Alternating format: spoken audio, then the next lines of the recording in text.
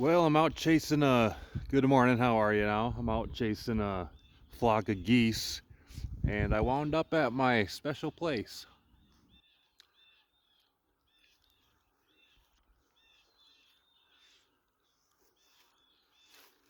Over there, that looks tedious, or not tedious, but devious. Looks like a, I don't know, looks like something out of a horror movie or something. Put my sunglasses, because I don't need my sunglasses in the woods. Well, I probably should. Like, put my visor down. Uh, well, there's not as many spiders out, but you can see some webs shining in the sunlight. So they are out, but there's not a terrible amount of spiders out. God, you could just hear all the geese like yelling, screaming in the distance. You can hear like several groups of geese. They're called flocks, I think. I don't know. Maybe there's a special name for them. Ooh, I can go this way. But I like this. I like standing up here. It is so peaceful. There's no one around for miles. And that makes it dangerous because there's no one around for miles. And I'm not quite halfway battery on my e-bike, so hey, you want to say hi to the e-bike?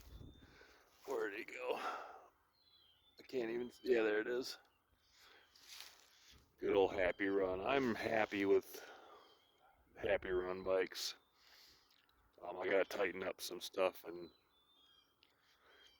figure out the. I guess this can be a review for Happy Run bikes. Very good quality.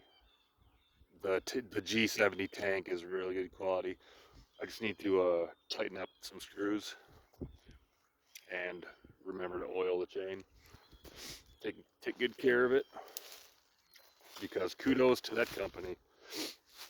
The box showed up like damaged and stuff, but the way they pack it, like you could drop that off of you could drop that box off this cliff and it'll still be all right, because they pack it so tightly and neatly. And kudos to the Happy Run people over there packing boxes. Good job, guys. Um, I suppose the only thing, I wish it was a little more powerful, but this model I did buy just because I didn't have to register it with the government. Um, but I suppose you can get more powerful bikes than that. Yeah, it doesn't go very fast, but it is a nice ride. It's cool. Except I gotta tighten it because I'm driving out on these country roads, and every time a tractor brakes on these country roads, there's these big divots in the road. So if you're on like a two-wheeler, that like it just.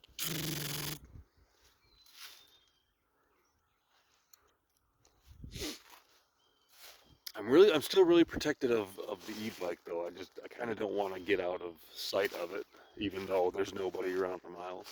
But there could be some hunters out here. Wait, hunting seasons are over. I'm sure there's a hunting season that is still in effect.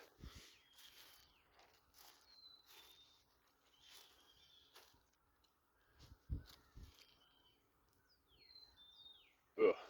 I was thinking about coming in a different way to this spot, but then I'd have to climb up the damn ravine. And hope we don't play that. That's too much effort. I suppose I can go down this trail. I could probably take the bike down this. I'm not brave enough to try that today. Or even, I'm not brave enough to try that alone. Um, I don't know about. Oh, damn. Put my sunglasses away and the light's shining through. Just felt a spider web in my face. So I gotta hit. There. problem solved. Killed 2 birds with 1 stone, man. Oh.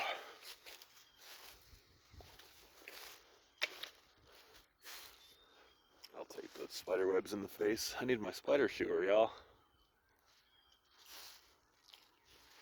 Man, part of me kind of hopes that the world turns apocalyptic, but a bigger part of me is like, oh, that would suck.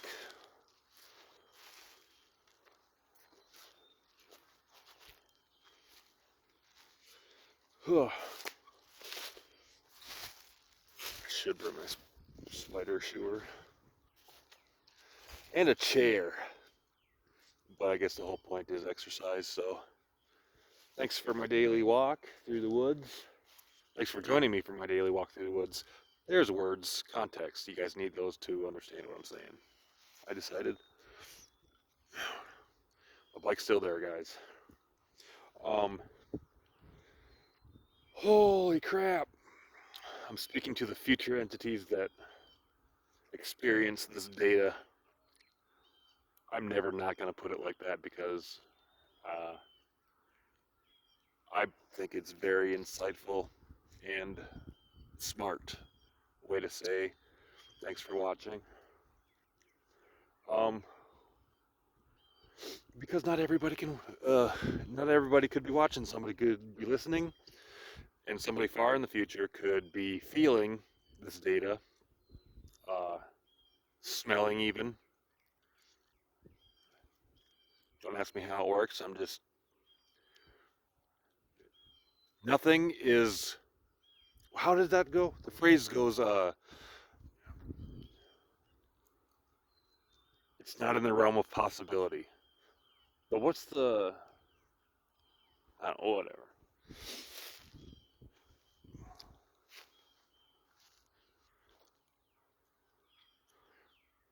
I think I saw that on the Disney Channel movie Brink. Or no. His little sister was like, "What's in the bag?" And he's like, "Nunya." And she's like, "What's Nunya?" He's like, "Nunya business." That little girl. That's the same girl from Smart House with Katie Siegel. And like one of the Disney heartthrobs of the time. I don't remember his name either. That kid was in a bunch of stuff too, I think. Disney just they didn't like original actors. They just used the same people over and over. But I guess, if it works. God, those geese are just screaming in the background. Ooh, I saw some deer tracks. Uh, Not around here, but a couple miles that way. On the way, I stopped and they're little baby deer, fawns. There wasn't any big deer around. Maybe they killed their parents. Ugh. No contrails today, or what they tell us is contrails, and we know it's not only contrails because contrails disappear, y'all. Every video I talk about this, why? It seems like I'm just obsessed. I'm obsessed with experiencing the truth, and when I watch like videos, I'm not. It's either it's all true or it's all not true. So I'm kind of leaning towards everything is just not true. Nothing exists and everything's made up and the points don't matter. Money doesn't matter, Johnny. Only seems like it does. Is that a famous quote from Christopher Walken in the movie Blow? I'm sure it's not his quote, but it was written for him to say that. So somebody had to quote it. Ugh. I kind of like the morning. I should come out here more often in the morning. But the roads to get here are kind of undesirable for a e-bike. I mean, there's 2 ways to go, but still, I mean, It's a loose gravel. Every both of the ways to go to get here. Loose gravel is not a friend to two-wheelers. Like myself. Like myself. I'm not a friend of two-wheelers either. Hell yeah.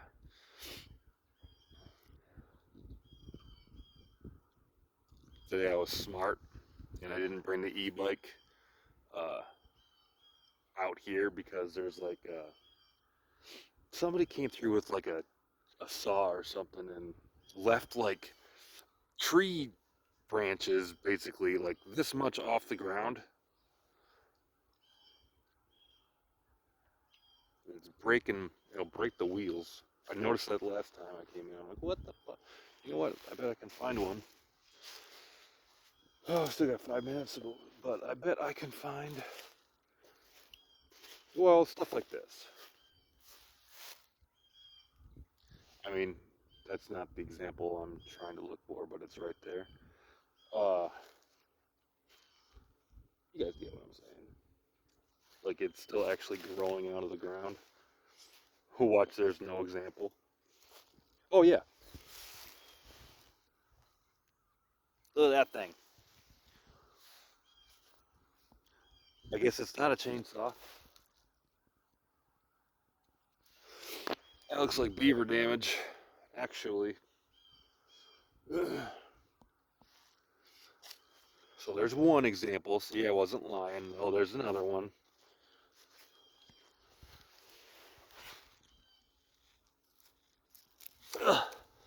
Like a beaver came through here and cleared a path.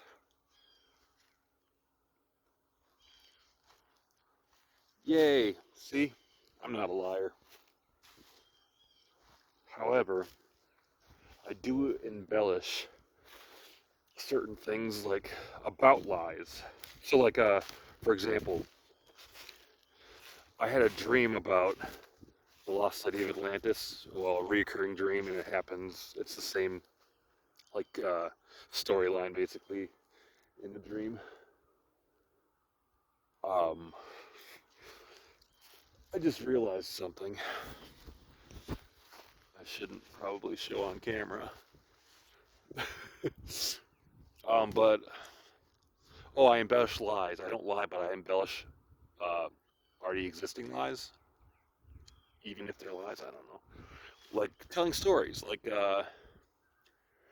about the lost city of Atlantis. Man, I got a cool story for y'all about. Okay, you guys never heard of the Book of Enoch? About like giants and stuff, pre-humans, or like just around the time of woolly mammoths, and then humans were just kind of being civilized, just getting to civilization. Um, but there's giants before those giants, and they wrote a book or carved a book because the book is the size of 5 queen-size mattresses stacked on each other, and it's made of rock. And there's actually pages to this book too. But it it's about those giants, but it coincidentally it's about the giants' history and their agriculture and how they like made metals and stuff like that. It's just like the Book of No is what I call it, but you might know it as the Shepards Journal because coincidentally, this book has the location of the lost city of Atlantis. Isn't that cool shit? But the book itself is far cooler because it's a big slab of rock, about yay high, and about, well, probably not as tall as me. 5 mattresses, maybe 6 mattresses, but it's made of rock. Um, it's like the color of the Statue of Liberty, that green color for the copper uh, oxidizing, and how you turn the pages is the coolest. It's a planetary technology, and it's very similar to when you mix baking soda with, or yeah, baking soda or cornstarch with water. I think it's cornstarch actually. One of the two, whatever that effect is. That's how you turn the pages, and it just like melts down into the rock, and then you see the new page, and then it melts. It's a planetary technology. It's not a human. It's not humanity technology. It's planetary technology. these giants had. It's freaking insane. And oh god, I'm gonna get through this. This is gonna be a long video, but okay, so on the cover of the Book of No, aka the Shepards Journal, with the location of Atlantis, about the history of the giants before the giants of the Book of Enoch. Those on the cover of this book, there's the pyramid capstone, and that is said in the book to basically time travel humans. So all the pyramids all around the world are basically like they function as time travel and also a big nightlight and also a big like communications uh, array, I suppose you'd call it, to different times. So all the aliens that we experience as humans, those are future humans that have evolved, and they're just time traveling. That's why those UAPs, which are not called UFOs anymore because they found one underwater going fast. But anyway, they have no sense of space and time, so they just zip. Like, and the people inside are said to not feel a thing because they control space and time in their UFOs, UAPs. I think the proof that they changed the name to UAP from UFO, I think that is proof that they exist, because, okay, we're going to change the definition because they're no longer flying, they are also underwater. Not just a hat rack, my friends. But yeah, the book before the Book of Enoch, aka the Shepards Journal, aka the Book of No.